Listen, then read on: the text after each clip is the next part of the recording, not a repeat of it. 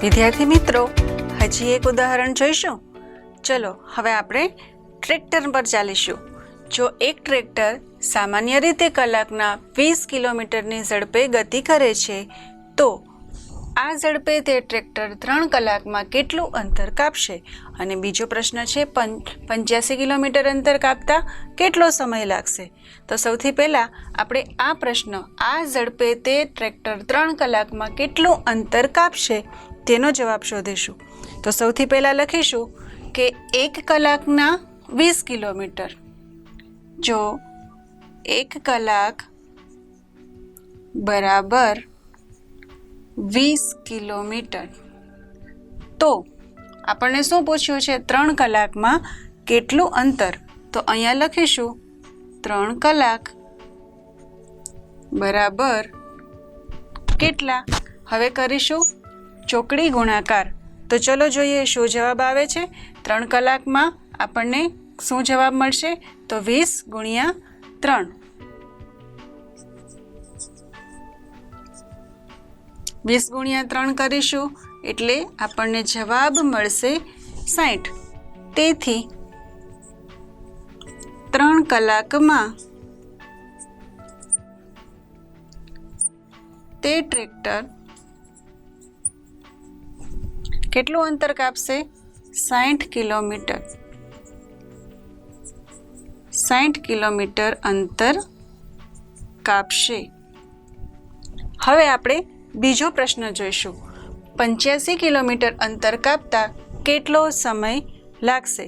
તો સમય આપણને ખબર છે, 20 કિલોમીટર બરાબર 1 કલાક. તો 85 બરાબર કેટલા? તો ફરીવાર આપણે આ જ રીતે પદ ગોઠવીશું.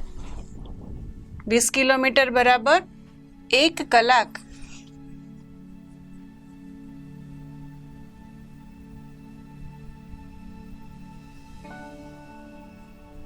તો 85 કિલોમીટર બરાબર કેટલા? ફરી એકવાર ચોકડી ગુણાકાર કરીશું. 85 ગુણ્યા 1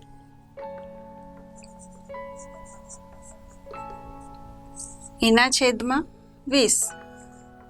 ચલો હવે આપણે જોઈએ કે છેદ ઉડે છે કે નહીં. હાલ છેદ ઉડતા જણાતા નથી, તો આપણે કરીશું ભાગાકાર.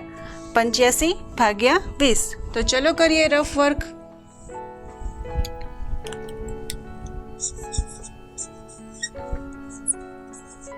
વીસનો ઘડિયો બોલીશું.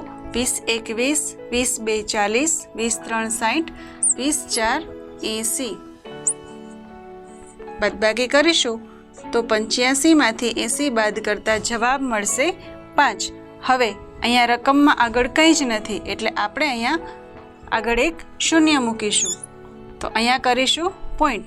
20 1 20, 20 2 40. જવાબ મળ્યો 10.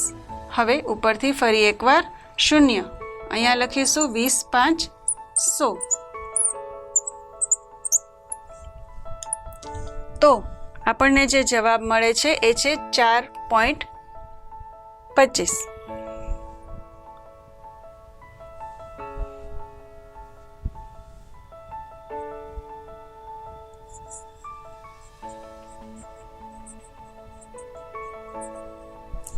તો હવે આપણને ખબર પડી ગઈ કે 85 કિલોમીટર અંતર કાપતા 4.25 કલાક એટલે કે 4 કલાક અને 25 એટલે કે ચોથો ભાગ. તો 60 મિનિટનો ચોથો ભાગ શું થશે? 15 મિનિટ. તો તેથી કરીને લખશું કે 85 કિલોમીટર અંતર કાપતા કુલ 4 કલાક. ફરી એકવાર રિપીટ કરો વિદ્યાર્થી મિત્રો. 0.25 એટલે કે 1/4, ચોથો ભાગ. તો 1 કલાકનો ચોથો ભાગ એટલે કે 60 મિનિટનો ચોથો ભાગ એટલે કે 15. તો 4 કલાક 15 મિનિટ થશે. ઓકે વિદ્યાર્થી મિત્રો.